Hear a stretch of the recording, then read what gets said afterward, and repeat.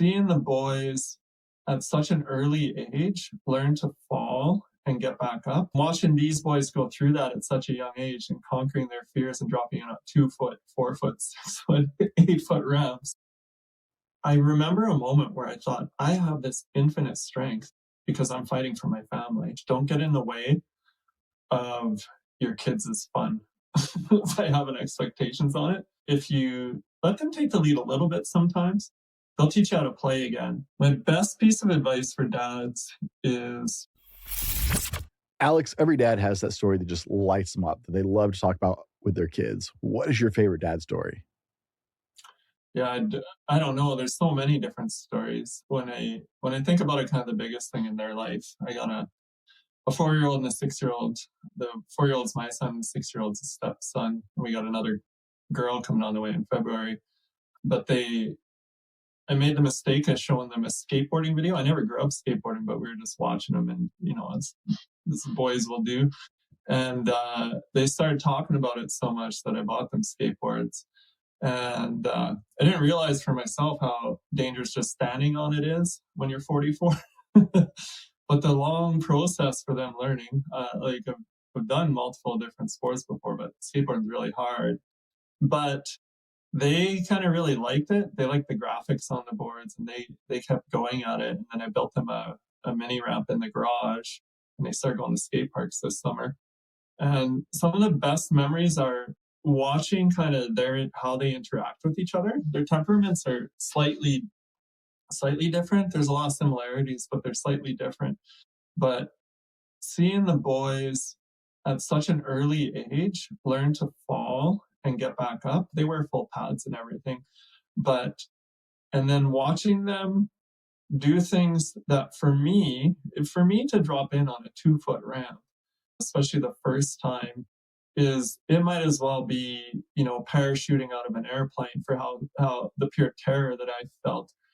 And watching these boys go through that at such a young age and conquering their fears and dropping in at 2 foot, 4 foot, 6 foot, 8 foot ramps, and having the memory that's vividly in my mind of Arthur saying and then Gordon saying, and it was both of them said it the same way. They said, I think I can drop in on this ramp.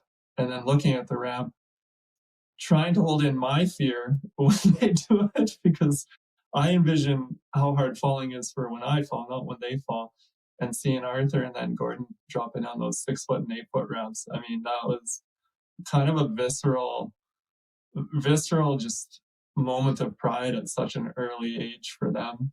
And some of my favorite memories, but they're also recent memories, so there's probably a bit of a bias to that.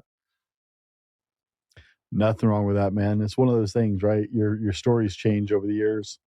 I have some stories from when my girls are really young, but kids are always doing something. They're always learning something new. They're always new experiences, and you just light up. If you enjoy being a dad at all, you just light up watching your kids. I have girls, but watching your boys and girls grow up and try new things and new things, you're like, so good. And you just like have this storehouse of stories that you build up. And then as they get older, you start to have that one or two favorite. I still like have the one or two that's like when they were really little, that I like throw out there to embarrass them in front of their friends and stuff like that. The stories that you just, one day when some dude is walking down the aisle with my daughter, I will tell at her wedding, just for fun, You just pull it out of your back pocket. Right? Yeah. This is how I remember her. So no, that's a great, I sympathize. My oldest daughter a couple of years ago decided she wanted to try skateboarding. So we got her skateboard, right? I used to skateboard. I'm 45. I don't skateboard anymore. I've broken far too many bones over the years. Yeah. And just teaching her how to stand on it. I'm like, this is going to end so badly if I get on something that rolls. Well, you know what it's about then. When you first start, standing on the board is dangerous. You can end up just flat on your back if you're in your 40s, for sure. Oh, yeah. But that moment because you'll know what I'm talking about then, when they ollie and when they get their first ollie and when they rock to fakie and drop in for the first time. Yeah, That's a big deal. They're huge memories, and the boys will take them forever with them. Yeah. Is there a difference, because I'm coming into this now, girl dad, do you think, versus boy dad? There are some differences in how you feel about it. I had the privilege of one of my former coworkers. I was in his life. We worked together at two different locations in the same profession over the years. And I got to see him go from carefree college kid to meeting a girl he liked to marriage to their kids, right? Their first kids. And it was a fun transformation. But when he had his first son, it was so exciting to watch and to watch this kid who used to like steer away from us old guys talking about our kids, right? To being excited and asking questions about, fatherhood. But I will never forget the day I walked into work and he looked sick. I'm like, bro, you okay? He's like, how Mm-hmm. do you sleep at night? I'm like, what do you mean? He's my wife's pregnant again. I was like, congratulations, man. That's awesome. He's like, I said, oh, it's a girl. And I laughed so hard. I was like, the whole world just changed for you, didn't it? Mm-hmm. Because you're much more protective with girls. And I won't say all dads, but 95% of dads are more protective about girls. It vividly changes the way you look at women and the way you look at men looking at women. Yeah, I'm excited for that growth, and I can identify with some of those thoughts, even though we're still a few months away from we don't have a name yet, but from her being born. But I remember a moment where it's like I thought about how her mom looks, and I'm like, oh, she's gonna be a good-looking girl. I'm glad she has two older brothers, to Mm-hmm. her along with Yeah, us, because the world is different for their experience, I'm sure. But I'm super excited about the growth for it. it is. There's a Yeah, lot of excitement. Like my girls are rough and tumble. They're daddy's yeah, girls for sure. I teased while you and I talked a little bit earlier in between. I gave my daughter some grief, and she turned around and punched me square in the shoulder, just like they're my daughters. It's very yeah, obvious, and you can do that, right? Some girls are pretty and pink and want to play Barbies. My daughter, I taught her how to punch at like 9. Hung a punching bag from their swing set, got her bag gloves.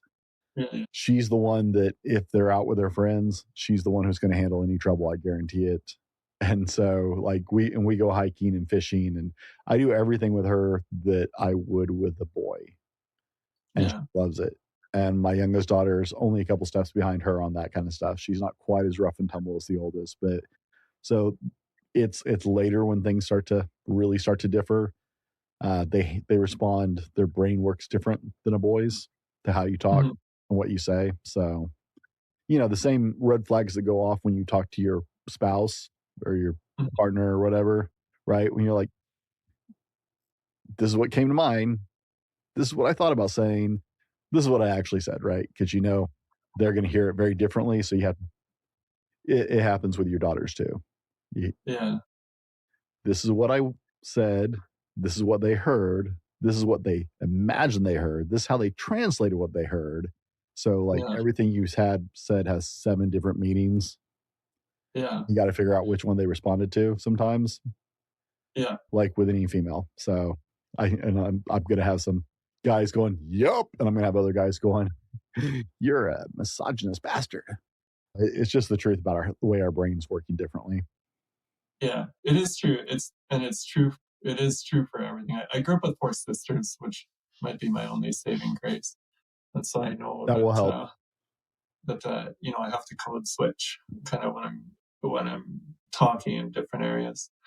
But it's also you have me thinking of these memories with my kiddos that I already have, and thinking about this one on the way, and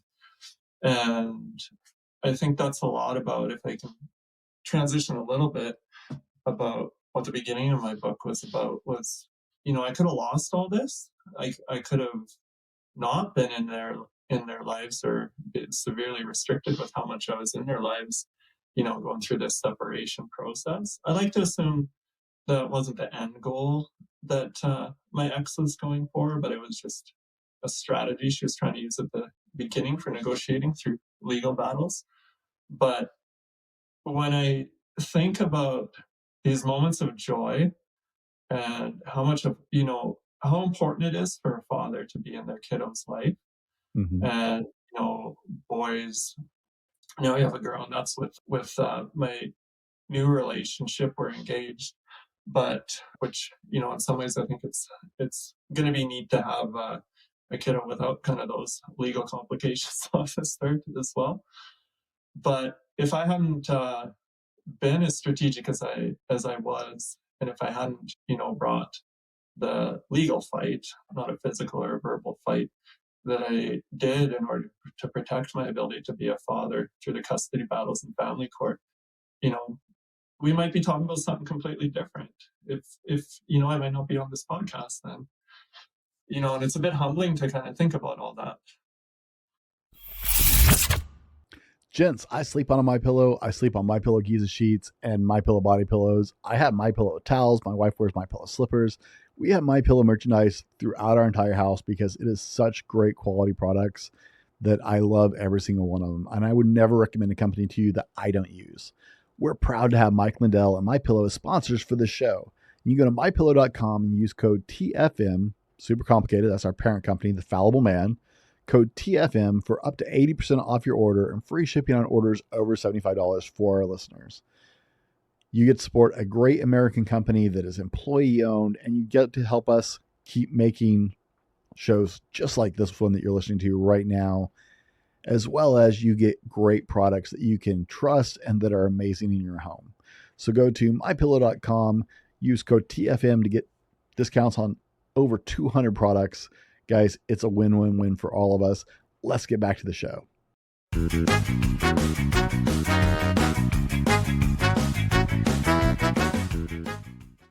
Welcome to the Dad Hat Shenanigans Podcast, the unfiltered truth about being a dad.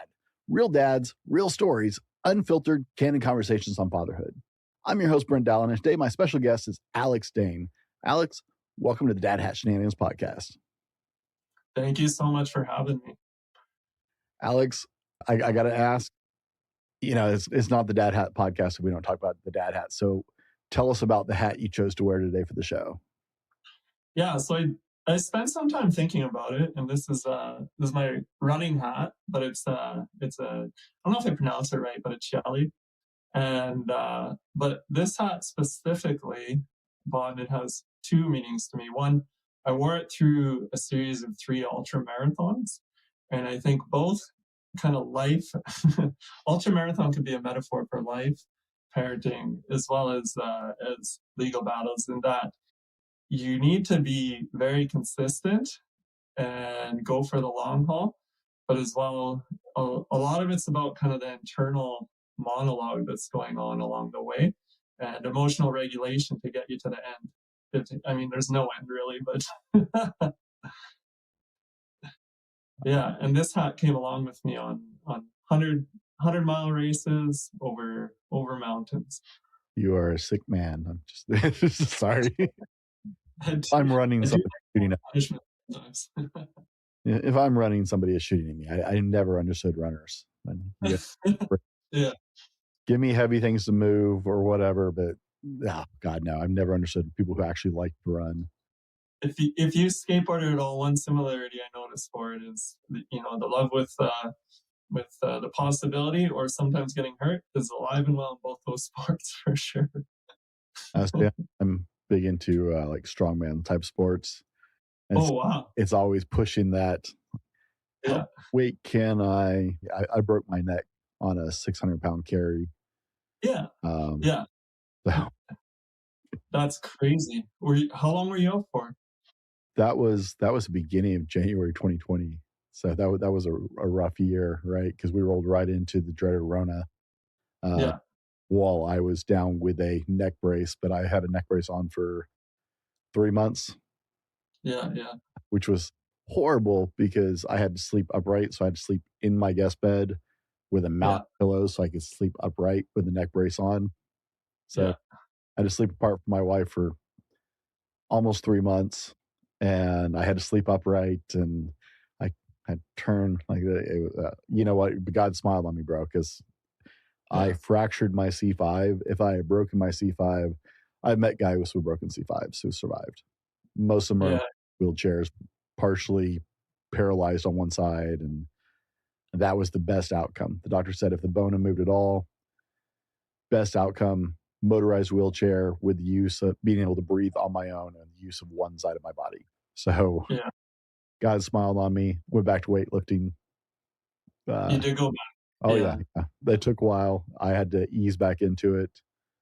And there was definitely some PTSD from it. Yeah. First time I got out back up to 400 pounds on my shoulders I was doing squats, and I got to the bottom of the squat and just had to complete, like,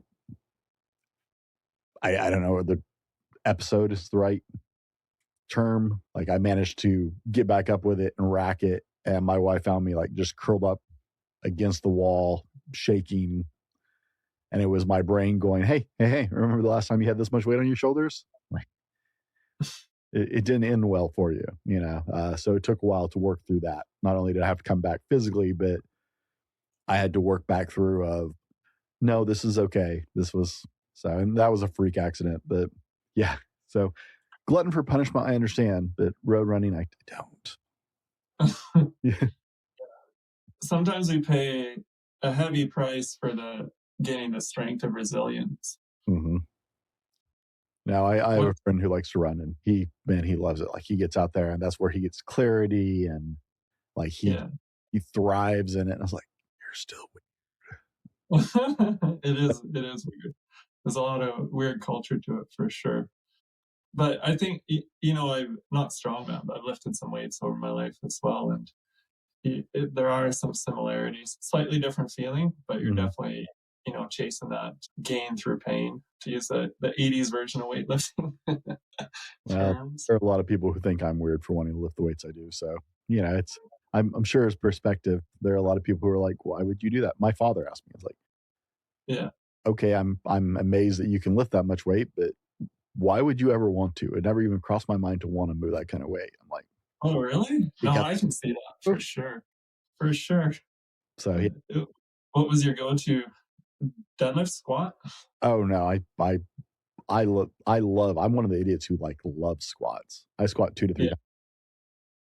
Yeah. Yeah. I love squats. I love deadlifts. I don't like Yeah. show muscle. I've never understood bodybuilders. Yeah. I want to be as stupidly strong as possible. So Yeah. heavy squats, heavy deadlifts, but like I've got a whole setup in my backyard. I've got a yoke in my backyard and 4 sizes of tires and Yeah. log bars and kegs, and like I've got a full setup in my backyard.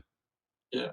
But it all does translate into parenting, Mm-hmm. because I think, one of the things, if there was, I mean, there's gender differences in there, it's not, but one of them is around play. And sports and play are intertwined in my mind, anyways. So to be able to run with my kiddos down a trail, if we're talking running, Mm-hmm. or to go to the skate park with them when I'm 44 and kick around a little bit, Right. you know, I think that is God's gift to me, and those are things that I'm grateful for, that I think about regularly, especially after doing it. I make them little videos of Mm-hmm. their kind of sessions, and so hopefully we have some memories later when they're teens, and they're giving me a little bit more guff. That I can go back to those videos at least and remember. You know, those are For going to us be videos for you guys. here. Yeah. Those will be such great videos for you guys as your kids mature and grow up. The fact that Yeah. you're out there doing that with them as a father is just awesome. Like, Yeah. bravo, It, brother. it feels good. I feel privileged that I'm able to do that, because I think not everyone is. Like if you broke your C5, then you wouldn't be able to Mm-hmm. interact with your kiddos in the same way. I'm sure you'd still be a good dad, but you'd have to kind of figure out different ways. So I think, in those ways, that's where I see life can be pretty beautiful, that we're still able to do that. One point you're talking about thinking about what you're saying, thinking about how the other person's going to interpret it and what your intent is versus how it's heard. I think that applies to all people, and it's one of the pieces that does end up in family court is you have to really think about that, whether it's kind of your relationship with your own lawyer, the kind of opposing counsel, or the judge. Is I wrote a whole chapter about that, and it does apply. It's funny how things apply to like every area of life, but about you really need to be managing the perception of everything that's going on for you. And it's the same with kiddos as well. If I'm going around kind of grumpy every day, what's their interpretation? You know what I mean? In my internal head, I might be thinking, oh, I didn't sleep last night, or work is so tough right now. But their perception is he's grumpy because I did something wrong, maybe, or hard to tell, you know what I mean? And so I think that there's a lot of importance to kind of perception, around in all our interactions, definitely with my partner too. There's no quicker way to an argument than a misunderstanding or usually a miscommunication on my part. One of the dads we had on the show said, you're not the father you think you are. You're not the father you want to be. You're the father your children say you are. Yeah, that's deep. Right. That really hit me. Now, Alex, we've touched on it a little bit. You've mentioned court once or twice. So tell us who you are, what you do. And let's get some clarity for the rest of the audience before we keep going. Yeah. So, I mean, Alex, we kind of talked about before. Alex is a light pseudonym because I wrote a book on winning your divorce, and by winning I mean how to get back to the life that you want. Because really, an attitude of trying to win is counterproductive to the whole process. But I'm someone who found myself in a situation where I had to make the biggest decisions in my life with the least amount of brain power and the most amount of emotions going on when I ended up in a custody battle with not my current relationship, obviously, but with my ex. And I remember sitting there and I'm like, I don't understand any of this system, any of this process that's going on right now.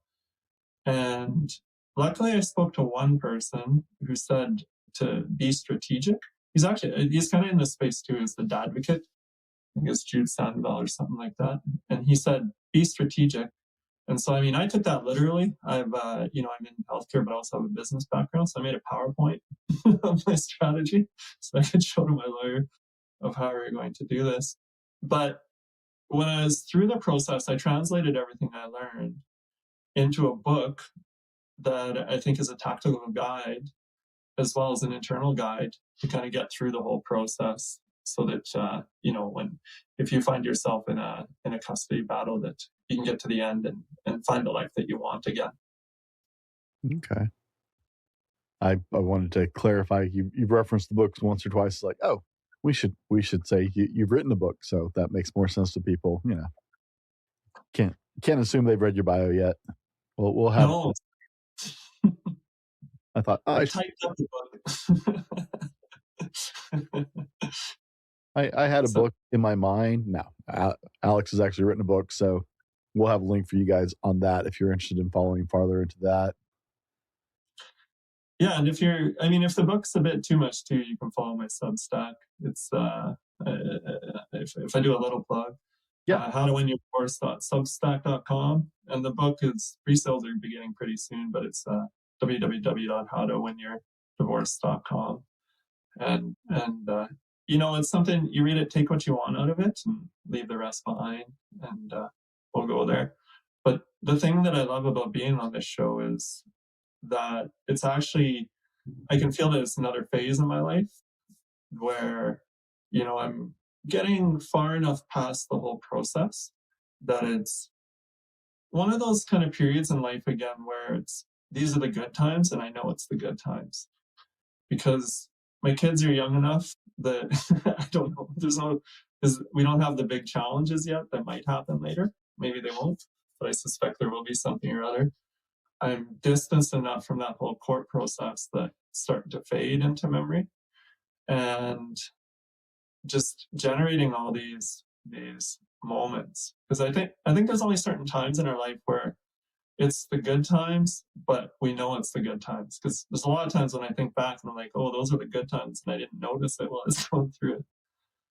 But yeah, I was just pondering that while we were going forward. Does that make any sense, or am I just speaking gibberish now? Because there's a beautiful fact that hindsight, right, brings a lot of clarity.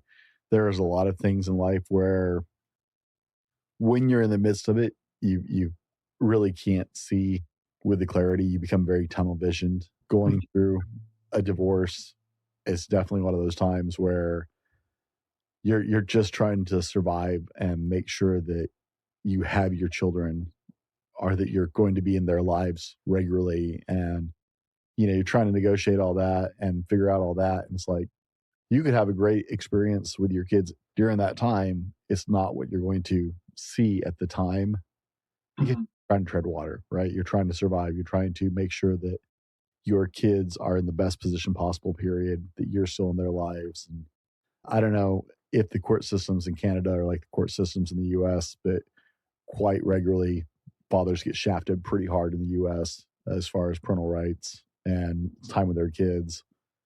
So, you know, now that you're far enough through that you actually can start to look and go, man, these are some great moments, and actually enjoy those moments of being a father, enjoy those moments and see them for what they are. It's a huge, huge step forward.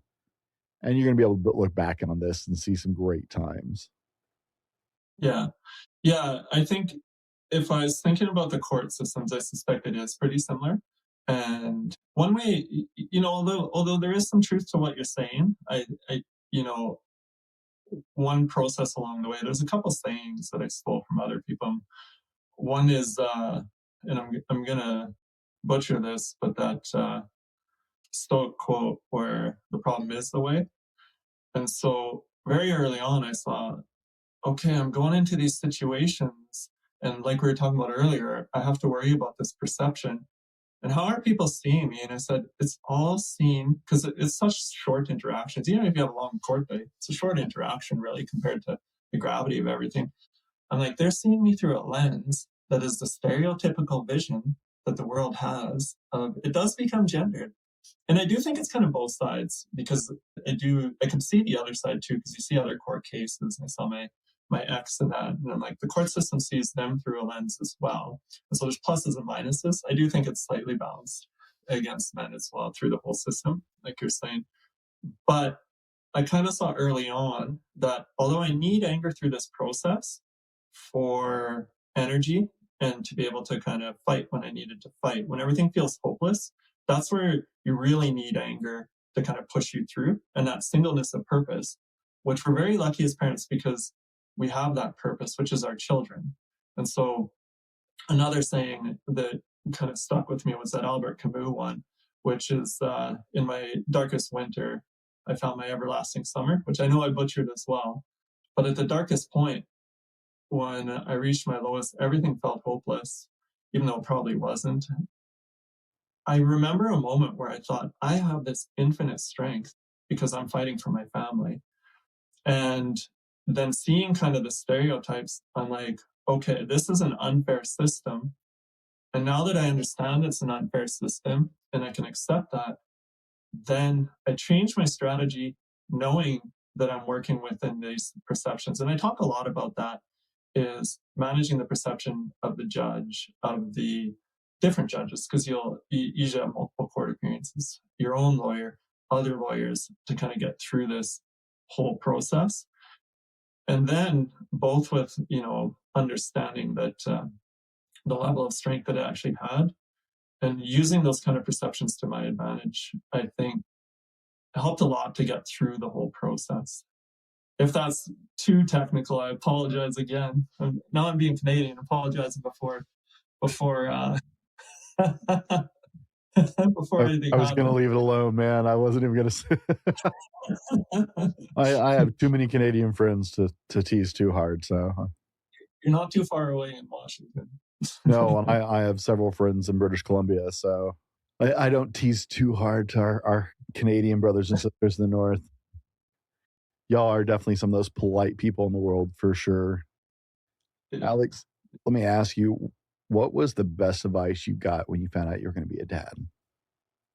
When I found out I was going to be a dad, the best advice was to to enjoy the moments for what they are and try not to interfere with them too much. Don't get in the way of your kids' fun by having expectations on it. And to that I'm going to learn so much by if I just pause for a second and watch how they're doing things first. I'm going to learn so much about what's important in life. And that still sticks with me because, I had kiddos at 40. And although, I've got a good sense of humor in that, but we lose our ability to play. And then when kids come back, if you let them take the lead a little bit sometimes, they'll teach you how to play again. And it can help you to fall in love with life. Not that, like I like life in all parts, even the hard parts, like we talked about before, but really kind of getting you back to what's important, which is finding that joy. And, that's a very spiritual moment for me. Playing monster trucks. We set up a course yesterday and playing monster trucks with my kiddos. That's a spiritual moment for me. Love it. What's your favorite thing about being a dad? I don't know. There's so many, but I think the singleness of purpose, knowing that, family, I always have that purpose is a big one. The forming these relationships is big. And then knowing that no matter, even if I have a tough day at work, I have a family at home, and I have a purpose that I can give to that family. I'm not perfect, obviously, but I have the opportunity to try to be a good person more so than when I was single. If that kind of makes sense. Not to shade on people that are not single, but not a parent. Not to shade on people that aren't parents, because I think everyone's got their own journey. But for me, I really identify with that, where Matthew McConaughey says, like, he always wanted to be a father. Like, I really, in hindsight, I was always coming towards this direction. Okay. So for our dads out there who are starting this journey of their marriage is coming to an end, it's not working, they look like they're going towards separation or possibly divorce. What you've learned, right? And you consolidated this in the book you wrote. What is some practical advice that you'd like to share with as they move into this? Yeah. So first off, a conscious uncoupling, going to mediation if you need it, coming up with an agreement together, collaborative divorce is obviously by far the best way. My book's written for when you're already kind of past that and when you're in high conflict. If you're in high conflict, and high conflict doesn't mean like people are violent to each other. It doesn't mean even that there's arguing. High conflict, I learned, because I was always confused by it. I'm like, well, there's not that much conflict, but excuse me, it's legal conflict is kind of my understanding of it right now. When you're in that high conflict scenario where everything's going to kind of go through the legal and the court systems, and there's no kind of reasonable talk or collaboration going on, then my advice would be, A, grab my book just to help you out through it. But more likely, B, I needed to get my brain around the understanding of what was going on. Because for me, I can get angry sometimes, but it goes away so quick, and I would keep trying to fix and kind of get everything back. But I needed to quickly realize the situation I was in was always going to be conflict. And then B, I needed to be able to kind of hang on to my anger to get through the process so that I had enough fight to get through to the end. And then C, a deep understanding that I was about to go through an unfair process, and that it would feel hopeless at times, but to keep walking forward through it. Because there was points where my brain, it wasn't like maybe everything was going to work out, or it's probably going to work out. There's no way this is going to work out. And I just kept moving forward. And at the end, it did work out. My life is better than it's ever been right now. All right. Fair enough. So it's one of those things where, right, and guys, we'll throw this in here for safety. This is not legal advice, blah, blah, blah, blah, blah, disclaimer, disclaimer, disclaimer, so on and such forth. But I wanted to have this discussion with you because there are so many dads who are stuck in this. I mean, if we look at just the sheer volume on the numbers, so many guys who are either in the process or looking down the barrel of divorce or likely to head that direction. And so, being able to actually say, hey, here's some ideas to, be equipped in that scenario, because so many men get blindsided, right? We get a little thick sometimes as guys, and we don't see the forest through the trees. Not every guy sees it coming. And so having a point of reference where we can go, okay, other men are going through this. Other men are struggling. There are so many dads out there right now fighting in the legal system to maintain their parental rights, right? To be able to have the privilege of being a father, even though rightfully they are, to be able to exercise their rights as a father and actually be in the kid's life, who are struggling right now. It touches so many lives. It's not just you and your partner. It's you and your kids, right? It's you and the family around you. And so being able to have these conversations and say, hey, if you're looking at this, here's some insights from the front lines of this. What drove you to put this on in the book? Is that it? You just want to share this experience with more men or more people? Yeah. I mean, that's definitely a part of it. I was so surprised by the whole process. And I don't know why, because if I thought about it, it's how everyone talks about it. But to me, it doesn't make sense that we as a society, we come together and in theory, we have social systems to try to help out people. And we have like a lot of my frontline work was in mental health substance use. And so we try to help people through that. And then when we take like our family units, if they have to separate, our process quickly goes into like almost like war. And war where you're draining money, like a war of money attrition. And I remember being at the beginning of it, I'm thinking, how is this the process? Like it should take 2 weeks. It should be you all sit together in a room with community members or peers and respected people and come up with an agreement that's best for the family to move forward. And you can tell how naive I am about all this. And then I'm like, no, it's this complete opposite where people face financial ruin. Suicide's big for men, and that risk kind of comes up. Mental health challenges, PTSD through this whole process as well could be there. And you have to fight to keep what should be like a soft, nice love thing, like your family, right? And going into that as well, kind of being in that shock, thinking that there must be a better way than this.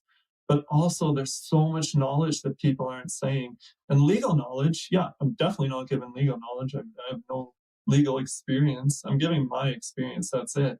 But to me, that would have been more helpful at the beginning, was to kind of have full understanding of what is happening and how to navigate through that, both internally, emotion wise, because I'm telling you, the whole thing, it ends like 80% of it is an internal emotion game to kind of get through it. Because if you, on both sides, man or woman, if you have an emotional overreaction, I didn't, but I suspect the whole thing could be done.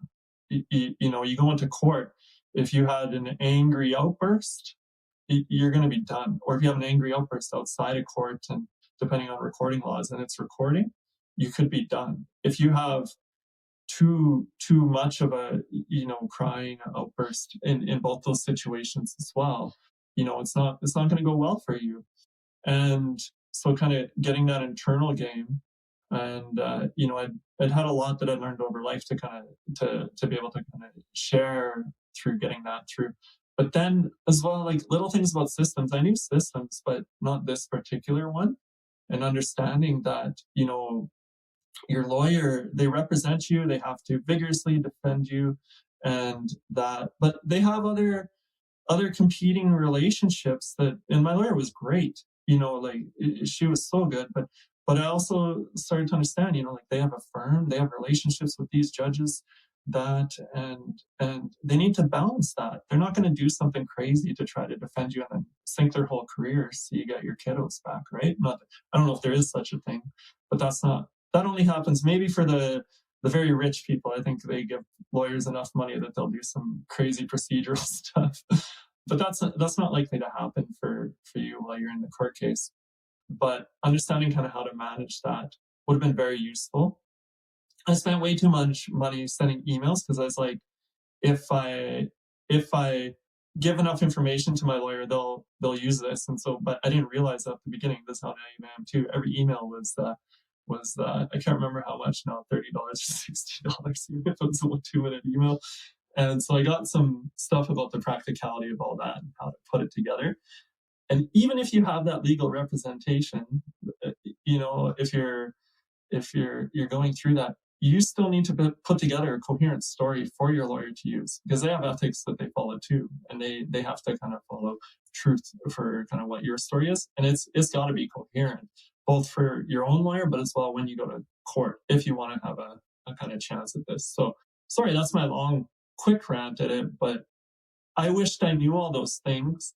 I'm I'm I believe in giving to the world, and I wanna put that forward for everyone, uh, to kind of fix some of the rift as much as we can that's being kind of torn apart by society for families going through this process. It's interesting you bring up, it has to be you have to be in control of your story. You have to be in control of what you're putting out there. I had a interview. I generally never take down an interview once I post it. Right. I've been doing podcasting for years, done hundreds of episodes across my various podcasts. I've only taken down two Mhm. in all that time. And one of them, I got in it like I was via email arguing with the guy I had interviewed. And all I can think of was there was a legal case he was involved in. He wouldn't give me a straight up answer. I was like, bro, I wouldn't ask you to, take down something you produce for your company because he's a business owner. Yeah. Me to take down an interview is, I know you don't see it as a big deal, but this is what I do for a living. So taking these things down matters to me. Right. But he wouldn't give me an exact, I was like, do you have a valid reason why I need to take this down? Because he's like, bro, just take it down. I'm like, no, all I can think of was there was some kind of legal matter. But that's the thing is we don't think about it. Our culture has changed so radically, so quickly in the last 30 years. Mhm. Right. Since you can really say it started before that, but you can really see it in the late 90s and up, how quickly, and you and I are about the same age, how quickly Mhm. everything has evolved. If you look in hindsight, I Mhm. didn't have a cell phone when I was a kid. I remember, No. Commodore 64 and Atari, like that was a huge deal. And now look where we are, right? Technology wise, everybody's online, everybody's life is very public. I'm very grateful Yeah. we didn't have cell phones when I was younger because I don't want some of the stuff I did immortalized. But that's the thing is so much is online now. You have to think about who you are all the time because there's always a chance you're on camera, you're on audio recording, right? Everything you do, your life is documented these days. Mhm. And so you have to think about it in the way you choose to live your life, right? Because you said you were blindsided, you weren't expecting this. Now, anything that's ever been recorded, right? If you haven't lived your life in a way that you feel secure about, can be pulled back against you in court is crazy. I cannot believe how, some of the younger generations are living at this point, some of the choices they're making. Cause like You know, Yeah. 15 years from now, come back to bite you in the ass pretty hard. Yeah. And even stuff that didn't happen. I mean, there was times written affidavits, and there wasn't really like accusations against me because I think they would have lost, and lost. You know what I mean? But Mm. it would have they would have been seen as non credible pretty quick if there wasn't some sort. But still, the way they write them, I read it and I'm like, who are they talking about? Who are they talking about? It's like I have this like internal reaction, like I'm like, oh my god, like a cloud would come over me that this is, if someone reads this, they're gonna think I'm horrible, incompetent. You to talk about dad stereotypes, the sitcom dad who's bumbling around, can't take care of kids, and but you kind of have to let that pass by. And you're right. I mean, you're tapping in. Our age is very similar, so I guess we're Zennials. I always thought I was X, or that's what I identified with, Gen X. But the yeah, there was landlines, and sometimes I'll talk about, because like I'm very techy. I love technology, and so I would say things like, well, yeah, but before cell phones, if you didn't call your friends on a Friday about what was going on for the weekend to catch up with them when you're a teenager, you might be alone at home the whole weekend because they're actually out and about, or the whole night anyways. But with cell phones, you get it. But my mind has really shifted around quite a bit on it, to where, I record the skateboarding videos of my kiddos to kind of, so that I have like a photo book, the modern Mhm. version of a photo book now for when they get older, to show their progress. And I'll put them up, on Facebook. Facebook, I got a very small account because it's got my family and friends on it, and maybe Instagram. But I think about it now, I'm like, well, if they're a teenager and they see this and their cheesy dad's in the picture with them, is someone gonna bully them later on? It's a really weird thing that none of this information kind of disappears as they're growing up. Mhm. And it's sometimes I'm sad for the world that they're growing up in. I don't want to get too dark now, but it makes me a little bit sad that they can't go run around. I can't say be back by dark. And Mhm. we're in Canada. This is a safe neighborhood where I'm in. But you can't say go be back before dark. And when I was maybe just a little bit older than them, that was my life, Right? climbing trees and everything. So like, that makes me sad that they're missing out on that. And it makes me sad that their life will be so examined when they're growing up, because I think it is an experiment. I mean, we're like getting political now, but I'm for taking cell phones out of school till a certain age at least. I agree Yeah, entirely. yeah. And I'm techie. Like I love my cell phone and computers. I grew up, with everything from Commodore 64 to to a Tandy, till 286, 386, 486, the Pentium. I don't know Mhm. if any of these are home, but Oh, yeah. but yeah, Made my living in the corporate IT space for over yeah, working on enterprise level IT work before I started doing this all the time. But yeah, no, I have the same reactions, right? The rule was come home when the streetlights come on, right? I had that grace period. Once the streetlights came on, I had to be on our street. I yeah, didn't even necessarily have to come home, but I had to be at least on our street. I lived on a cul-de-sac in junior high. And so when the streetlights came on, we had to make our way back to at least our street. We had like 6 kids on the street, so we'd be playing like flashlight tag at one of the kids' yeah, house. He had a big yard, and so we'd be out playing flashlight tag, and then it was when yeah, our moms yelled out the door for us because they knew we were on the street, right? yeah. And No, I I I couldn't remember let my flashlight kids tag. that loose. Yeah, yeah, I remember flashlight tag for sure. Kick the can. Uh, this is like a hide and seek game, Ghost in the Dark or something like that. You guys ever play that? Yeah, yeah. Yeah. Now that we're What's really dating ourselves, but yeah, I work out. I Yeah, I live in a very public space as a podcaster, and I was like, okay, are my podcast like I don't say anything on the podcast I'm ashamed of. There's not a single yeah, episode I've ever been like, I probably shouldn't have posted that. But I wonder, it's like, okay, when my children are older, I don't think they want to go to politics or anything. But when they're older, are people going to pull up my podcast and be like, "Hey, your dad's a crazy psychopathic, Yeah. extremist," You or wore, right? you wore a silly hat. He's pretty conservative things, guys. Yeah. Yeah, it's hard to tell. But I mean, everything's a pendulum too, right? So it Mhm. kind of, I'm sure it'll swing back.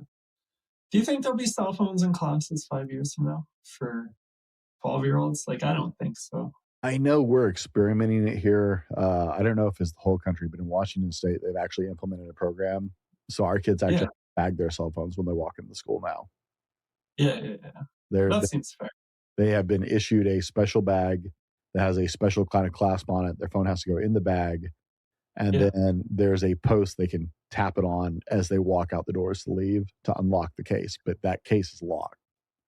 Yeah. Like when you go to a concert, sometimes. So that's how Phone. our schools are now, our public Yeah. schools. Yeah. That seems like a good idea. A little bit dystopian, but they have to do it. But I'm not opposed to it because I know a lot of teachers. I have a lot of friends who are teachers, and I know that like they are 100% on board because phones become Yeah. such a problem in their classrooms, Yeah. Yeah. right? You don't have to have them to survive. You don't need them to survive in school. No. And My kids are especially, homeschooled, but I could call the public school if they were there back when they were there. I could call the office and be like, "Hey, I need my kid now. I'll be there in 2 minutes." we couldn't wear hats to school. You couldn't chew gum in class. Like, Mhm. it's a different time. It's a different time for sure. Now I feel old that I said that. It was a different time when I grew up, uphill both ways. Well, but the radical shift is how fast this happened, right? And that's what Yeah, a lot of Gen Z is not tracking, right? Because they're alphas in school right now. But that's what a lot of Gen Z doesn't track is the speed of the shift. Because yeah, yeah, yeah, in our lifetime, we've gone from no computers in school yeah, to the very earliest computers in school to cell phones that are more powerful than anything we ever had in school, right? yeah, In a very short span of time. yeah, And so there is a radical difference between like 1990 and 2025. The mad difference between what's actually available at school in the classroom and how online we are yeah. is that 30-year radical shift is insane. But we don't even understand because ChatGPT and essays has just Yeah. shifted everything Oh again, yeah. right? Yeah. It's big. Like So, if you're in, I can only imagine, but if you're, I'm sure they have rules against it, but then there's ways around it if you're in the IT space, and so I'm sure that kids right now, it it must be how good you can use AI without making it seem like you're using AI to well, do your work. And and what knowledge are they? there are sites to help. So you can go Yeah, and generate an essay on ChatGPT, and then there's actually yeah, at least 3 other sites I'm aware of where you can then take that article and put it yeah, in there, and it will take out and re-edit stuff so it doesn't get caught by an AI scanner as being auto-generated mhm, because teachers have to use them now to check papers. yeah, yeah. And I hear if They're out. you're a good writer, you get more false positives Mhm. with uh, using or not using AI.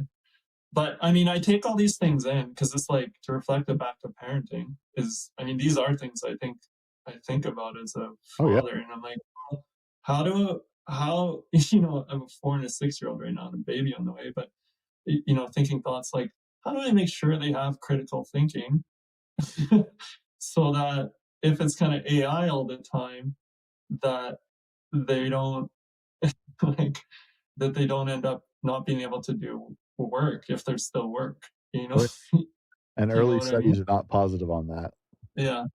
It's been a very small window already, but early studies are already showing a decline in cognitive function for people. Yeah. The more they use AI, the less actual thinking capability they seem to have.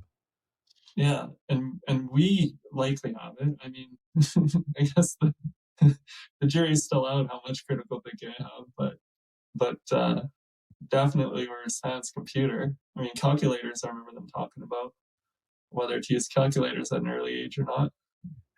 Oh, that was the fight in my school, whether you could use calculators or not.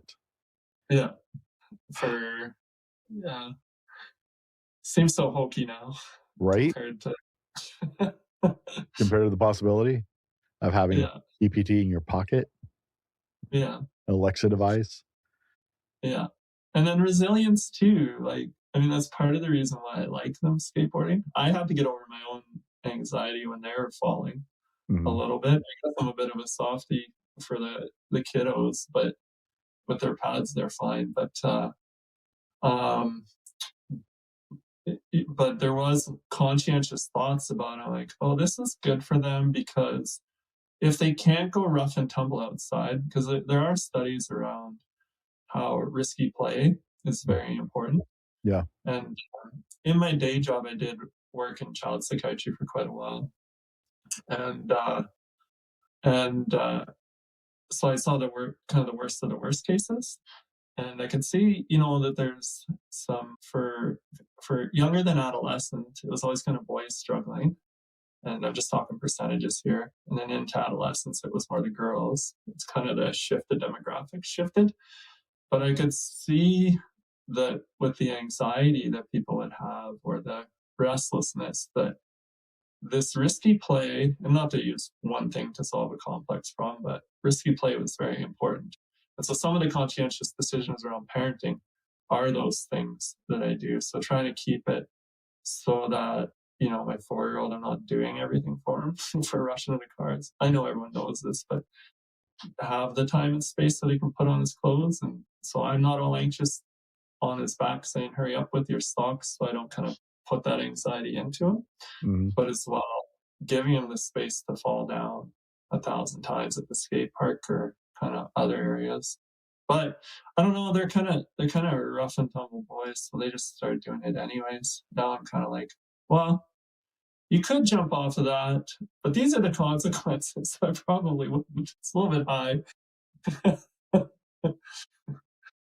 I'm still But I'm still the yeah, dad who will go, yeah, you could do that.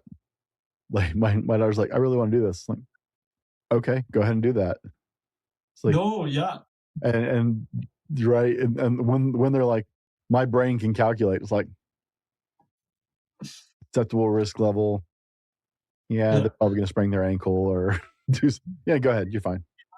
Thought where you try to like calm down inside, even though you're anxious about what they're doing. You're not anxious, but scared that they might fall and hurt. But you don't want to jinx them or put that fear into them. Mm, Like I was just thinking about dropping it. I didn't want to put that fear into him. So he's like I think we told this story earlier, but Dad, I want to drop in on this. And my internal reaction, which is very quick, was just like terror because I was thinking of me dropping in on it, which would have been a bad idea. But I kind of let it flow through me. And then once it kind of passed by, I said, yeah, I think you can do that. Managing my own anxiety more than his anxiety about the trick he was going to do. And it worked out. Yeah.